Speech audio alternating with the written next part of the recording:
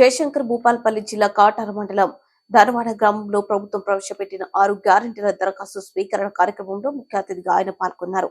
స్వంత గ్రామమైన ధనవాడకు చేరుకోవడంతో గ్రామస్తులు పూలమాలలతో, మహిళలు హారతులతో మంత్రిని స్వాగతం పలికారు.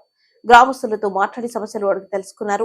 అనంతరం గ్రామ పంచాయతీ కార్యాలయంలో ఏర్పాటు చేసిన 6 గ్యారెంటీ దరఖాస్తు స్వీకార కార్యక్రమంలో జిల్లా కలెక్టర్ భవేష్ మిశ్రాతో పాల్గొన్నారు. ఈ సందర్భంగా మంత్రి మాట్లాడుతూ కాంగ్రెస్ ప్రభుత్వం పేదవారికి అండగా ఉండడానికి 6 గ్యారెంటీలు ప్రవేశపెట్టడం జరిగిందన్నారు. ప్రభుత్వం ఏర్పడి 21 రోజుకే పథకాలు ప్రవేశపెట్టడం జరిగిందని అన్నారు. ప్రతి ఒక్కరూ దరఖాస్తు చేసుకోవాలని, నీతివంతమైన ప్రభుత్వాన్ని తీసుకొస్తామని తెలిపారు. అవినీతి జరగకుండా చూస్తామని పేర్కొన్నారు.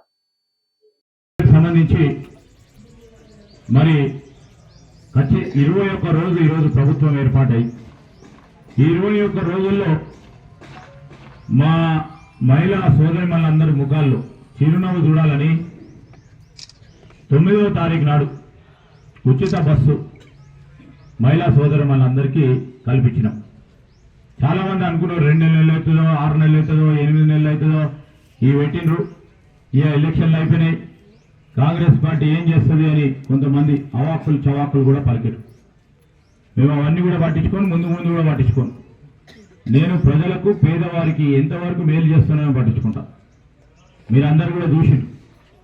అనేక సందర్భాల్లో ఇష్టారాజ్యంగా అడ్డగోలుగా కుటుంబం పైన మాట్లాడినా, మా తండ్రి గారి పైన మాట్లాడినా ఏం మాట్లాడలేదు. ఎందుకంటే మనం తలంచుకొని పేద ప్రజలకు సేవ చేయడానికి వచ్చినా కనుక అన్ని అవమానాలు పడిన ఈరోజు పేదవారికి ఈరోజు పని చేయాలి, ఒక బాధ్యత మా పైన ఉందని ప్రజాపాలనలో మరి ఉచిత బస్సు రవాణా సౌకర్యాన్ని కాంగ్రెస్ పార్టీ ఈరోజు మా మహిళా సోదరులందరినీ కూడా మీరు ఎక్కడికైనా పోవాలి, ఏడికి పోయినా రూపాయి ఖర్చు లేకుండా పోవాలని ఇప్పుడే సారక్క చెప్పింది.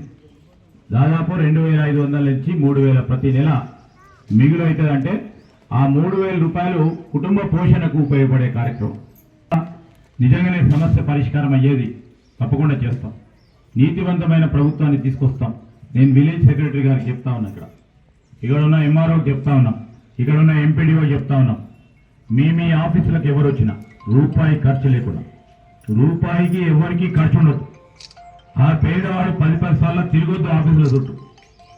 ఒక్కసారి వస్తే ఆ సమస్య పరిష్కారం అవుతుందా కాదా, లేకుంటే 2 రోజుల్లో 3 రోజులకు తిరిగి వచ్చి మీరు రండి మేము చెప్తామని చెప్పి మీ చట్ట పరిధిలో మీరు చేస్తుందా చేయరాదా, మీ పరిధిలో లేకుంటే జిల్లా కలెక్టర్ వారి పరంగా ఆ కార్యాలయంలో అవుతుందా కాదా. మరి జిల్లా కలెక్టర్ గారు ఇప్పుడే చెప్పారు, జిల్లా కలెక్టరేట్కు సంబంధించి కానీ మొత్తం యావత్ ప్రభుత్వ డిపార్ట్మెంట్లకు సంబంధించి జిల్లా కలెక్టర్ గారు కూడా మేము తెలియజేస్తా ఉన్నాం.